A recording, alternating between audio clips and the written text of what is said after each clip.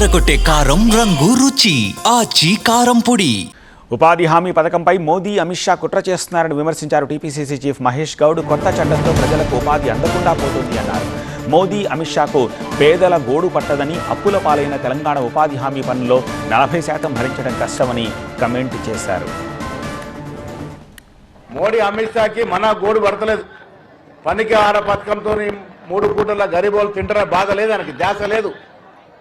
అదానీ అంబానీ లాంటి పెద్దలు మాత్రం గోల్డ్ అన్నం తినాలని కళ్ళు అంటుండు. దానికోసమే పనికి ఆహార పథకాన్ని తీసేసే ప్రయత్నం చేస్తుండు. ఎట్లా చేస్తున్నాడు? గాంధీ మహాత్ముడు పేరు తీసేసి నిధుల కోత పెట్టిండు. ఇలా తెలంగాణ ప్రభుత్వం 40% భరించాలంటుండు. తెలంగాణలో కేసీఆర్ గారు 8 లక్షలు అప్పు చేసి మన నెత్తిన రుద్ది ఫామాల్లో అనుకున్నాడు. ఇప్పుడు 8 లక్షల కోట్ల అప్పు కట్టడమే సతమతమవుతున్న మనకు పనికి ఆహార పథకం ఒక భారంగా మారుతుంది. ఇవాళ నిరసన తెలిపినందుకు మోడీ కనువిప్పు కావాలి, అమిత్ షా కనువిప్పు కావాలి.